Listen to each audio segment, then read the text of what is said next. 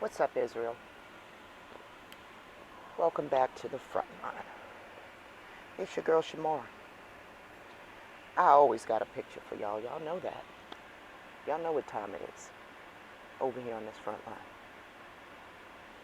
Seems like we got a few people that are confused, right? But that was the goal, right? To confuse you, to spin your ass around like a top. Remember that toy when we were a kid, right, guys? Just span and span around, and if you watched it, you got dizzy. This is what they did to you. This right here is a picture of forced labor. Forced labor of Israel. Israel always got a burden, right? Let me be clear. I'm only speaking to Israel, not nobody else. All right? If you're Judah and you want to be Judah, go where they revere Judah. Go where they're fucking confused and they're rooting for the bad guys. On the front line, we ain't rooting for the bad guys. We're not confused. We're following the blessing. And who that son, which son the blessing was passed down to. All right, we see real clear. Because this picture right here in the background, guys, is a picture of forced labor of Israel. In your mind, you thought Judah was Israel, didn't you? I did too for a while. I did. But it ain't. Judah is not Israel. Alright? Judah is in the southern kingdom. We know Judah is not Israel because Judah had no problem enslaving Israel when it got the first opportunity. Just like Samuel was told, you want a king? He's going to enslave you. But they wanted a king, didn't they? Go read that book by Aesop. The frogs ask for a king, but they get a crane who gobbles them up. Didn't I tell y'all that Adam is Aesop? Listen, guys, this truth ain't gonna be stopped. We lost a man, y'all. We lost a man. The minute I start poking around at this Judah thing, boy, because people want to be in the royal house. They want to be in the royal house of Judah. They don't want to be in Israel. They don't want the blessing of Israel. They want fancy things. They want crowns. They want bling. I sound like an old lady saying bling, but y'all know what the hell I mean. They want trinkets. I want the blessing. I want what was promised to Israel. The everlasting hills. Blessing of the womb. Blessing of the breast. The dew from heaven. That's what I want. I don't want what Judah's offering. Okay, guys? You want to be with Judah, it's fine. Go on over there with Judah. You can be Judah all you want. Yeah, you can. I want you to name your cat Judah. I want you to wear your fringes. I want you to order your Judah shirt. I want you to be Judah if that's who you want to be. Yeah. Just know that this blessing don't follow Judah. But you can be Judah. You can be Judah all you want. The blessing don't follow Judah, though. And they know it. That's why they enslaved Israel. You see that picture. They know full well where the blessing is at. It's you that don't know. I'm going to try to help you this weekend, though. Don't worry. I'm going to try to make this real clear what they did. What Judah did. Because I done told y'all before, they had the pen. They came back with the book. Esther made it all possible. That's why she's revered in this Freemason stuff. Yeah, she is. That's why she's the Eastern Stars. Right? They revere Esther. Esther and Mordecai, the follower of Marduk. This is what Judah was doing. So go be Judah. Let me show you more of what they was doing. I done told y'all before, Judah got Assyria to come in and wipe out Israel. All right? Judah did that to their little brother. There's two different captivities, guys. There is the captivity of Israel that takes place about a good 200 years before the captivity of Judah. Israel is taken away by Assyria. I showed you that. Judah is taken away by Babylon. Two different kingdoms, two different captivities. Let's get to it. How did the Babylonian exile change everything? This person's going to ask you, right? Look at this, guys. When Shamar says this, though, people don't understand what the hell I'm talking about. I see this book for exactly what it is, in its context. Check this out. As much as 80% of this book was written during and immediately after the Babylonian exile. Who was taken in Babylon, guys? Judah. So Judah wrote 80% of what was in that book. What did I tell y'all? Huh? I'm keeping up. I got a real sharp mind, y'all. I know what is being told to me. That somebody slapped some lies in these books. We already knew that they slapped the New Testament in there, but did you know that they added 80% to this Old Testament? Did you know? Huh? We always talking about what they did in the New Testament, which I believe they're responsible for the New Testament too. I have no doubt that Judah did that.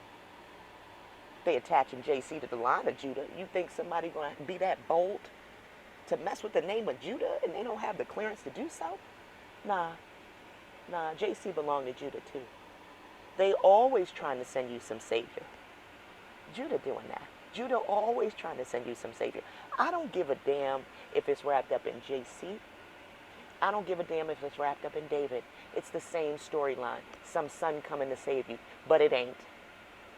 Judah gave you those storylines. Check it out. But they wrote 80% of the Old Testament during and immediately after the Babylonian exile. Okay? So does that say that Israel wrote that? No, because Israel was taken by Assyria. No, Israel didn't write most of what's in that Old Testament. As a matter of fact, the only thing that Israel in the northern kingdom, where the blessing is, where you should be following it if you want that blessing, if you like shiny things, and you like purple, red, whatever the hell you like, gold, all these colors, if you like crowns and scepters, then go follow Judah. It's all waiting for you. But if you're looking for the blessing that was told to Israel, that came through Sarah, that was passed down through Rachel, you'll be over here. You'll recognize that 80% of that book was written by the bad guys. Because I'm the bearer of the news that you needed to hear. Judah is the bad guy. I'm going to prove it to you guys. Check it out. So 80% of the Old Testament was written by Judah, not Israel. It says that this lady right here, Miss Klein, is going to explain in this fascinating episode the destruction of Jerusalem by Nebuchadnezzar. Do you know what Nebu stands for? It's a god of the writing. Nebo, the god of the scribes. Did these mofos learn how to write? I guess. They learned how to write these fantastical tales. Came back and fed them to you. And you didn't even realize that they the bad guy. Check it out. It says in 587 BC was an inflection point in the history of the Jewish people. Judah. That's why they're calling them the Jewish people. We've been sitting up here talking about there's more than one tribe. That's a misnomer. No, they saying it right. It's only one tribe doing all of this shit. Whose hand is going to be on the neck of his brothers? Judah. Jacob already told us that in Genesis 49. It says in Babylon, the exiled elites of the kingdom of Judah. When Shamar keep telling y'all this is just Judah, you don't want to hear me though. Motherfuckers want to drop out of the race because I'm talking about King David. because I'm talking about his raggedy ass son. I don't give a damn where you go. Get the hell out of here, because you're rooting for the bad guys. Check it out. Kingdom of Judah had to forge a new identity. What? You mean they tried to hijack Israel's identity? Huh? Is that new identity that they tried to forge, guys? By adding themselves into the story? I see you, Judah. It says, and out of that trauma and resilience came a compelling story of a chosen people and their true God. This is a lie. These mofos ain't chosen. These mofos ain't chosen. It was never Judah. Genesis 49 told us it was Joseph, but Genesis 49 told us Judah was going to do this. Pay attention. Watch this, y'all. All right, I want to get rid of that article. Let's go to the next one. Let's see what the Babylonian exile did. All right. Some general remarks about the significance of this period to our understanding of the rise of Jerusalem as a religious symbol. Let's go down to this purple highlighted area. Well, let's go back to number one. I will get down to the purple in just a second. It's important that we bring Martin Luther in this because I like Martin Luther. Martin Luther was the person that spearheaded, guys, the Protestant movement. But he saw that the book of Esther was added in there. Oh, he said that thing needed to go in the trash. I agree with him, and I recognized that first. I didn't even read Luther to know that he recognized that. But check it out. The Babylonian exile of the Jews has become proverbial. Thus, when, for example, Protestant reformer Martin Luther speaks of a Babylonian captivity of the church, he does not refer to an actual exile, but a period of spiritual enslavement of the church to the pontiff in Rome. What did I tell you? I did not tell y'all Rome is connected to who? We're going to see Rome connected to Adam. A period now coming to its end. We're right here.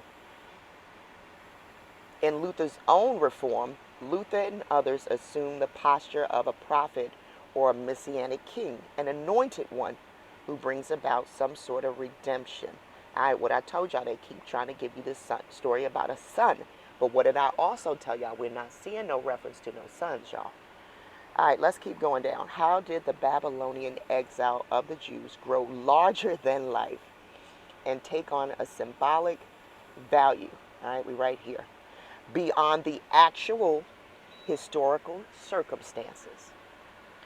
The reason why the Judahite, see what it says, the Judahite exile in Babylon became proverbial is because during and after the exile, the exiled Judahites developed an unprecedented creative energy that resulted in the final editing of the Pentateuch. The Pentateuch, guys, is the first 5 books that was read in the kingdom, the northern kingdom, the kingdom of Israel. That's all they had. All right, guys? It says the Pentateuch. So Judah got this creative energy together, it says right here. And they edited the book. What did I tell y'all last week? Huh? But y'all don't want to believe me. No worries, you're going to have to believe me when Mama comes back and makes you have to watch these episodes. Huh? Then you're going to believe me, right? Because she's going to say, my messenger already told you what they did to this book. So now that I'm proving that it's Judah that did this to this book, we all know what the Creator said. Don't remove and don't add no books, or you got something coming to you. So go stand with Judah. I done told y'all before. Judah got this creative energy, huh? Creative energy, did they? And they edited the first 5 books of the Deuteronomic work of history, the books of Samuel and Kings. All right? It says of many of the prophetic books, and also in the composition of the new literature, such as the chronistic works of history. So it's saying, think Ezra, think the book of Ezra, the book of Nehemiah, and Chronicles. All right? These books reflect the concerns of the people that returned from the Babylon captivity. All right? In other words, whether in form or careful reverential editing, or in form of the composition of new works, the priest and the scribes, right? Scribes. What does Shamar tell y'all? Nebo is Nebo is the god of the scribes, right? So the scribes of the excellent community decisively shaped what we simply consider the biblical worldview. What did I tell you? Who told y'all this already?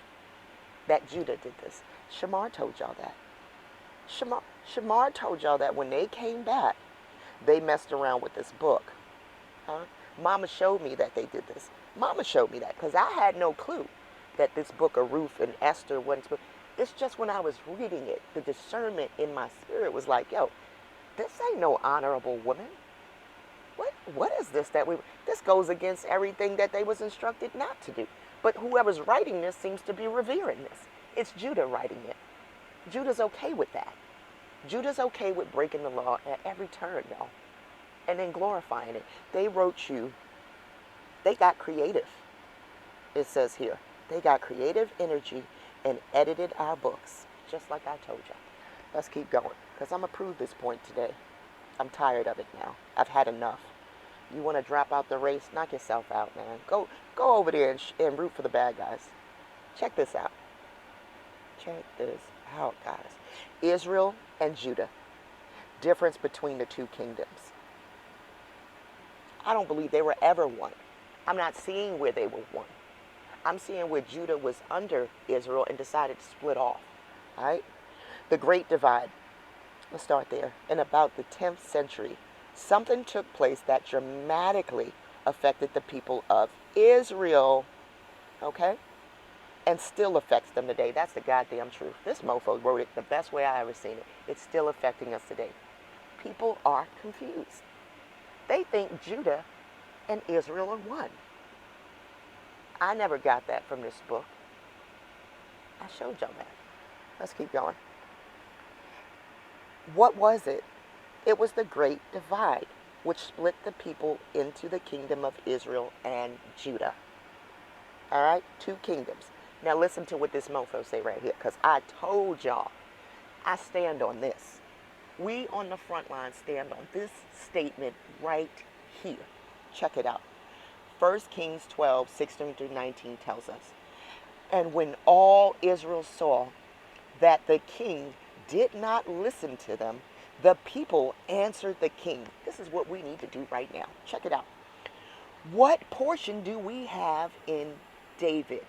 No, keep listening to them. Tell you got a portion in David. Keep listening to them. Telling you the same lie, whether it's JC, whether it's Yahushua, Black JC, all right? Whether it's David, it's all the same fucking lie. That somebody's coming to rescue you. It's the same story. Can't you see that? Look at this. Look at what the guy said. What portion do we have in David? You ain't got no portion in David. Israel, you don't have no portion in David. Listen to what it says. We have no inheritance in the son of Jesse. To our tents, O Israel. Look now to your own house, David. So Israel has been in rebellion against the house of David to this day. And God damn it, I stay in rebellion. I don't have no inheritance with this house. My blessing is with this house. All right? Now you make up your mind today. You want the blessing or you like shiny things? Oh, I think you might like shiny things. I hope not. Because them shiny things don't have no blessing. There is no inheritance in the son of Jesse. You were already told this. So if you fall for this stumbling block, you get what you deserve. I'm going to say it loud, Israel. You have no inheritance in the son of Jesse. Go to your tent. Israel. Go to your tent, Israel, because the house of David enslaved you. The house of David enslaved you. Look at it. This is you.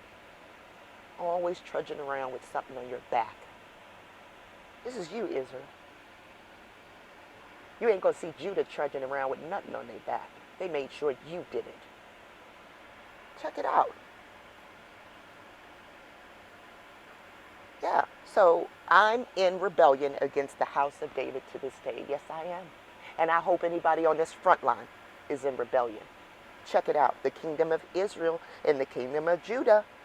In that day, there was a great dispute in Israel. What did I tell y'all? The nation chosen by God. What? Israel is the nation chosen by God. It does not say that Judah was chosen, right? About who was to become king. Rehoboam, Solomon's son, was the rightful heir. No, he wasn't. And reigned after Solomon. This is the problem. The 10 tribes of Israel, which we done dispelled that here on the front line, ain't no goddamn 10 tribes. We done already proven that Simeon, Levi, Reuben, Benjamin, and Judah were in the southern kingdom. That's 5, right? Kind of reminded me of those 5 civilized tribes, but I haven't been able to connect the dot yet on that. Kind of reminded me of those 5 stars above Trump. All right, we ain't going to get into that right now, though. All right, and the tribes of Judah and Benjamin, along with the Levites, right, remained with Rehoboam. Nah, don't forget Simeon and Reuben. They were down there too. This split was prophesied by the Lord because of Solomon's sin. The northern 10 tribes kept the name of Israel. You think they could keep the name of Israel if it wasn't for them? Are you fucking confused? Do you think they could keep the name of Israel if it wasn't for them? But you keep following the house of Judah and the house of David. The once unified, tribes of Jacob were now 2 nations. That's the truth. They were 2 houses. Which house you in? Or 2 brothers, if you will, that had become enemies. Read that last sentence again. Huh? You rooting for the bad guys? You naming your cat Judah? You got your Judah fringe shirt on? Huh? That's your enemy, Israel. They split from you. They enslaved you. Judah is your enemy. Let's keep going. The prophets wept over her fate. There were a people of God after all, but their pride and hunger for power took over this brother, and he's got his hand on the neck of the other brothers. Yeah, because they don't like that Joseph got this blessing, right? And they keep getting in the way, but Joseph's going to have this blessing regardless.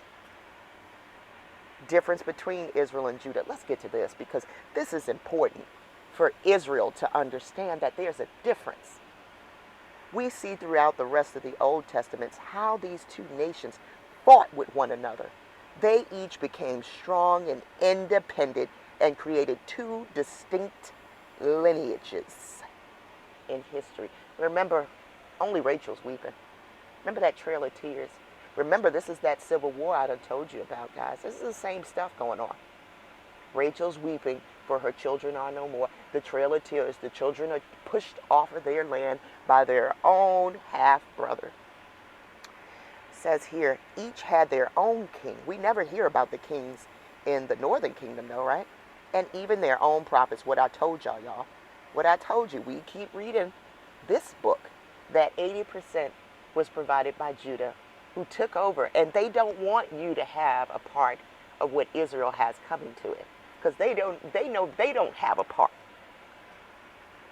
And Jesse ain't got no inheritance. Remember? Check it out. Sadly, also both Israel and Judah fell into captivity. Yes, they did. Israel and Judah did fall into captivity. Do you know who made sure that Israel fell into captivity? Judah did. Judah called on over Assyria, their best friend, and said, hey, I need you to do me a favor. I need you to go in there and wipe my little brother's family out. Enslave them for me, please. And guess what? Assyria did it. But never forget, it was Judah. It's in the book, guys. It was Judah, because they can't help but to write everything they done did. Judah let us know that they did this. They sent in Assyria because they were a vassal for Assyria. Check it out.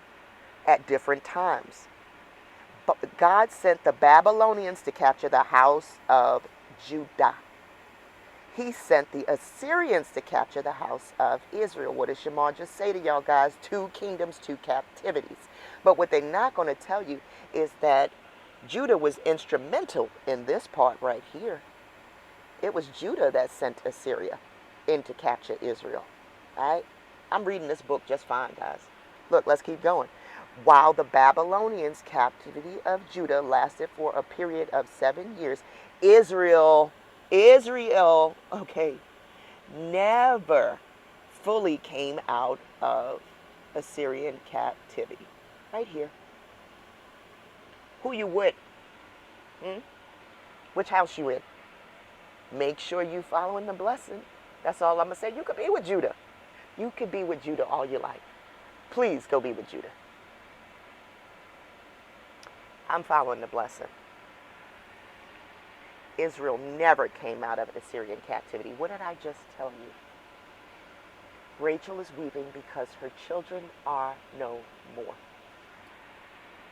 The Sumerians were considered half-breeds from the house of Israel, but many tribes were considered lost. At first, they were known as the diaspora, which is a common name for the Israelite people. Right? Maybe Judah is using this, who lived away from their land. Eventually, the northern tribes became the lost sheep of the house of Israel. It's only the northern tribe that is lost. Did you know that? The house of Israel is in the north, not the house of Judah. Uh-oh, here's a Judahite. Here goes JC, the Judahite, written by Judah, brought back by Judah, courtesy of Judah. All right? But he got to mention the Samaritans, right? Because he know where the blessing at. All right, so y'all can look this up. Y'all can look this up because this makes for good reading. I got to move on. I just wanted to make sure that y'all realize that there's 2 separate houses going on here, but only one got a blessing. The northern kingdom. That's where the blessing was, y'all.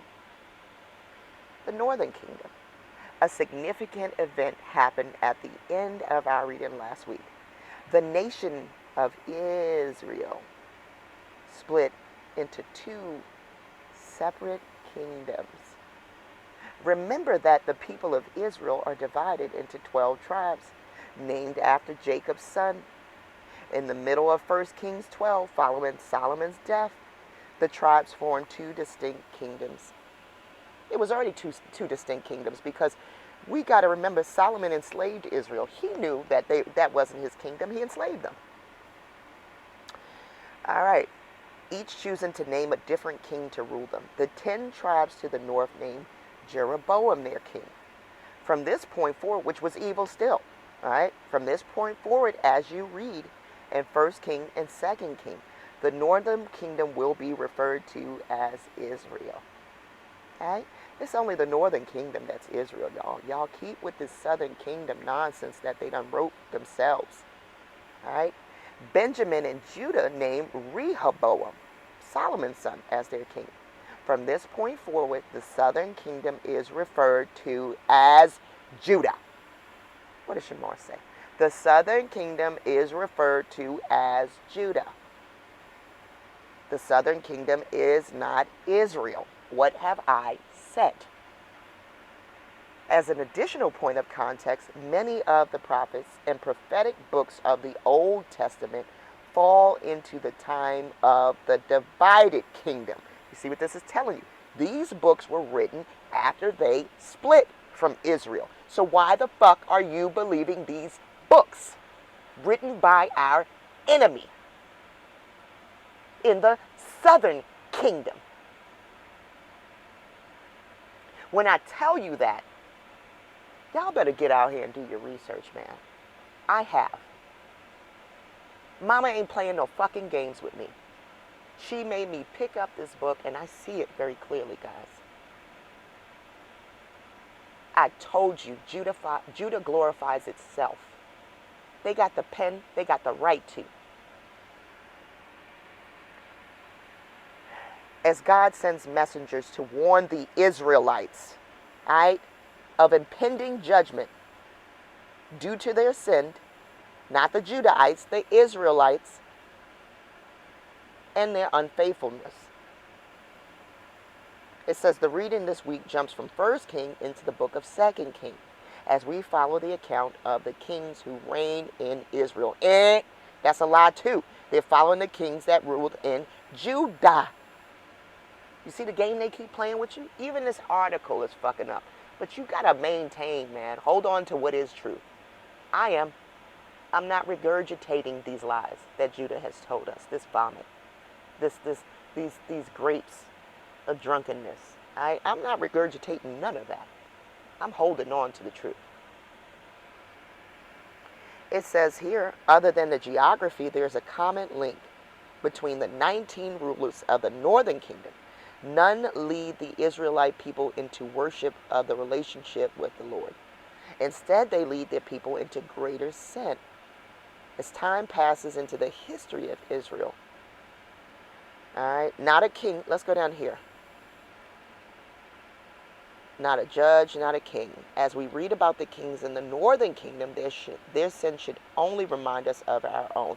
When are we going to read about the sins of the northern kingdom? Because I told you, Judah slapped their kings in there. We aren't reading about the northern kings, although the northern kings committed sins too.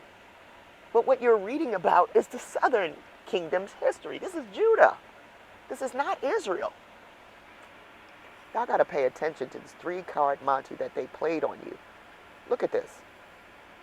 We keep reading about Judah. Did you ain't heard about Samaria?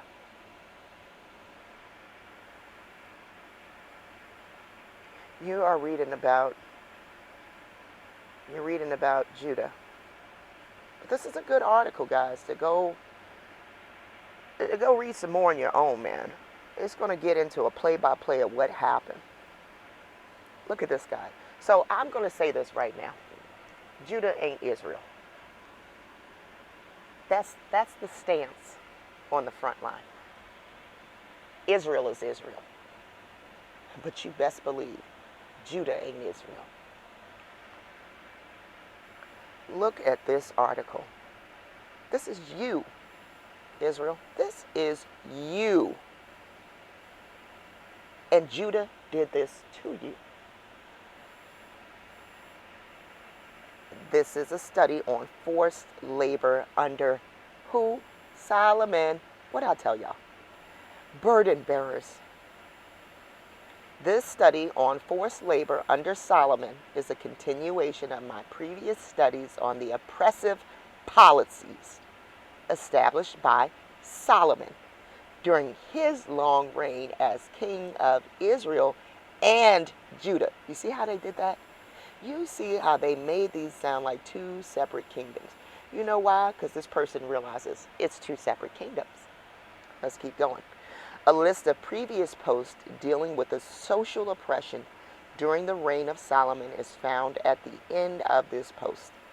The popular perception, right? The popular perception, not the perception on the front line, but the popular perception of some people on YouTube of Solomon is that he was the wisest man who ever lived, the king who built God's temple in Jerusalem. What I told y'all, the creators say, where's this temple you built for me?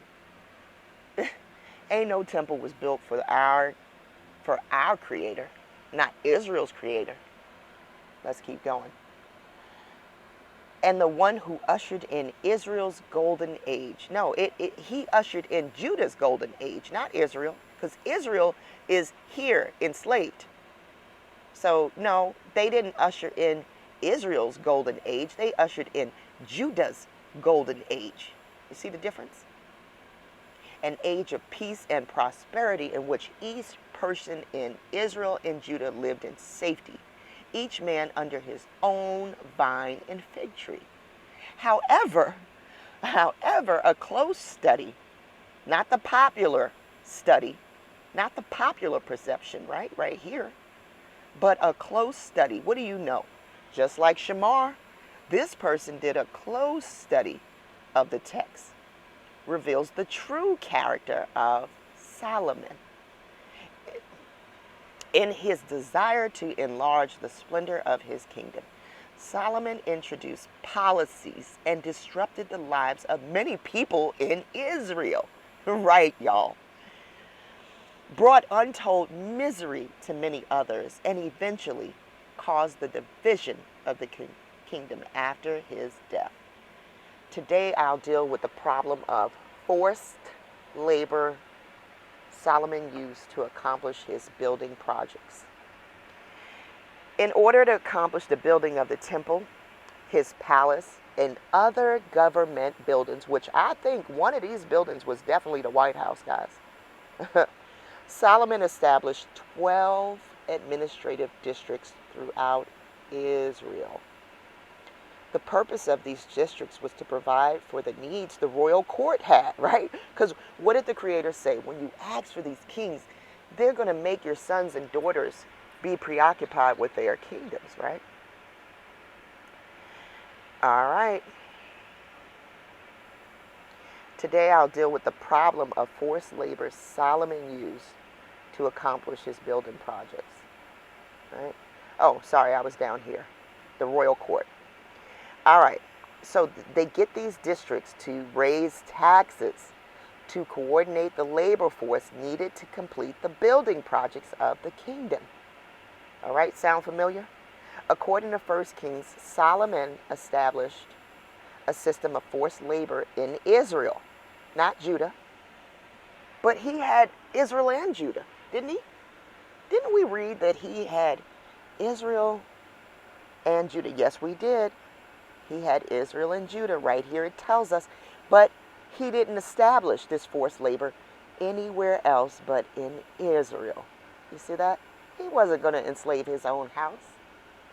He enslaved Israel in order to build. But you go ahead and shout, Judah. You go ahead and keep rooting for the bad guys. Don't forget to get your shirt out. All right? Representing the tribe of Judah. Don't forget. Are you confused, Israelite? You must be confused because Judah enslaved Israel. Judah actually helped force you off your land with the Assyrians' help. All right? In order to build the house of the Lord, that's why the Creator says, where's this house you built for me? You enslaved my people. You could not have built me a house. All right? So he builds the, quote, Lord's house and his own house. The Milo and the wall of Jerusalem, the Hagar, the Megiddo, the Gezer.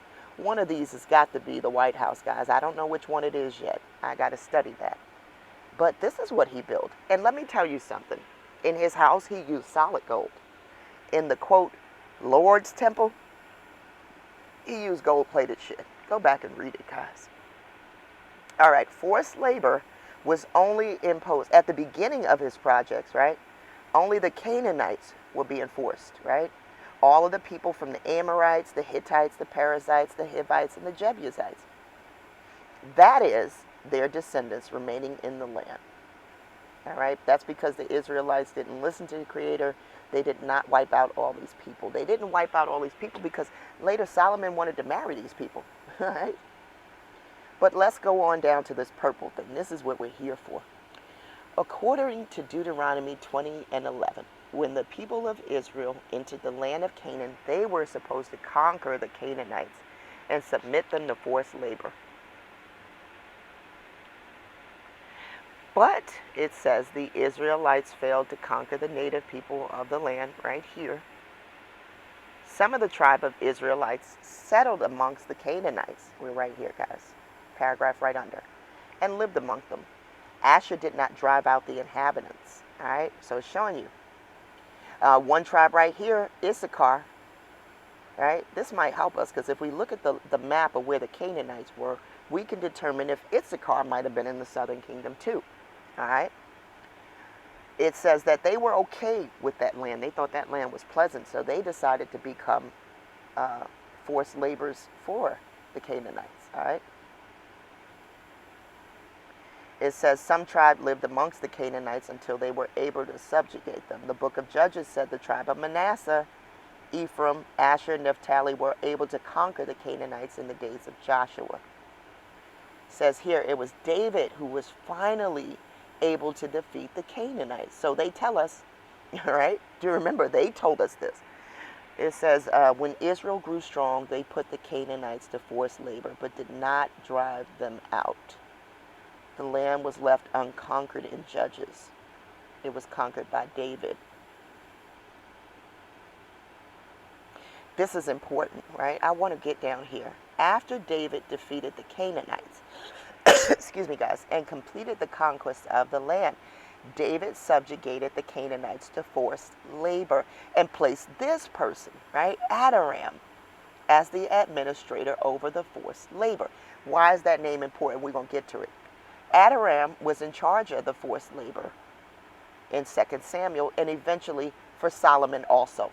This mofo right here is over, at first, the enslavement of the Canaanites. But later on, he is over the enslavement of the Israelites for Solomon. It says David and eventually Solomon also imposed forced labor upon the conquered people. Who did he conquer? This is why he imposed forced labor on you, Israel, because he conquered you in order to obtain unpaid labor for their building projects. He's the master builder. After the death of David, his son Solomon continued many of the policies of his father. David had established a commercial venture with Hiram, king of Tyre. But remember, they paying Hiram. They ain't paying you, Israel. All right, so David already had this close relationship with Hiram. Hiram of Tyre sent messengers to David along with cedar trees and carpenters and masons who built the house of David, right? The masons, Freemasons. Solomon continued this venture with Hiram, but the trade and venture between Hiram and Solomon was unfavorable to Solomon.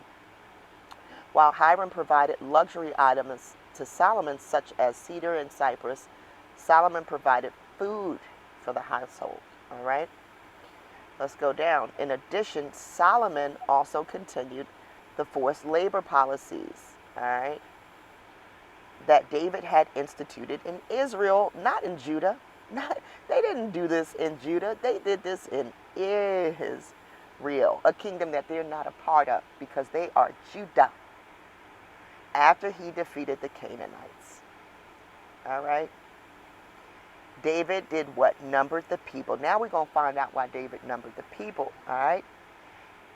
It says that there was a census suggested. This guy, Mendelssohn, suggested that a census be carried out by David. Right? Didn't David get punished for that? It was taken for the purpose of introducing a system of taxation. So David numbered the people to introduce a system of taxation and of establishing military conscription and of instituting a program of forced labor. All right? This is why David numbered the people. In order to continue David's policy of forced labor, Solomon, like his father, took a census of who? Israel. Then Solomon took a census of all aliens residing in the land of Israel after the census that his father had taken, and there were found to be 153,600. One of the 153,600 non-Israelite people living in Israel, Solomon put 153,000 of them to forced labor. Solomon had 70,000 laborers and 8,000 stone cutters. In Hebrew, the word translated labor to salvo, on expression of the means a burden bearer. All right, this is a burden bearer. Look at you as a burden bearer. That's you, Israel.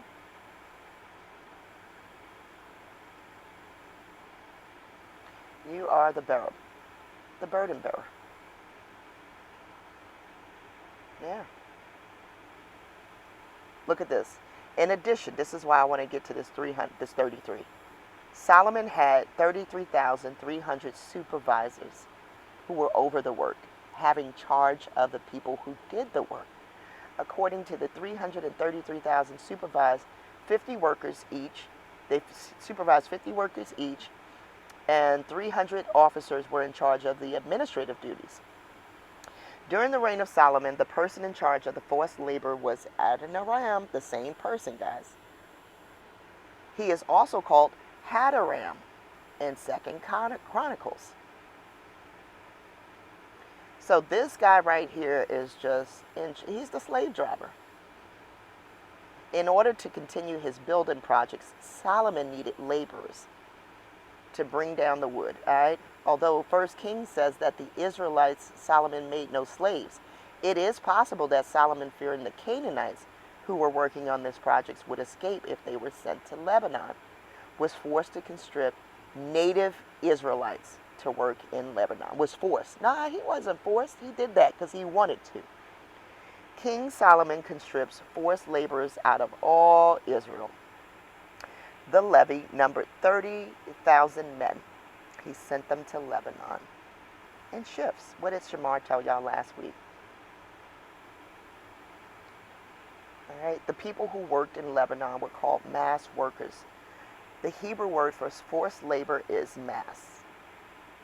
The same word that appears in Exodus 1 and 11, the word was used to describe the way the Egyptians oppressed the Israelites. So what they're telling you is it's the same forced labor. It's the same means in which the Egyptians had your ass slaving is the same means in which Solomon had your ass slaving Israel. It's used in the same manner. So they're letting you know, no, this was forced labor. This was slave driving labor. Okay? It says here, let's go down to this one. The word was used to describe, right here, the way the Egyptians oppressed the Israelites. And it is the same word used to describe the forced labors with which the Canaanites oppressed the tribe of Issachar. The overseers of the forced work in Egypt were ruthless and made the Israelites work hard without mercy. Not the Judahites.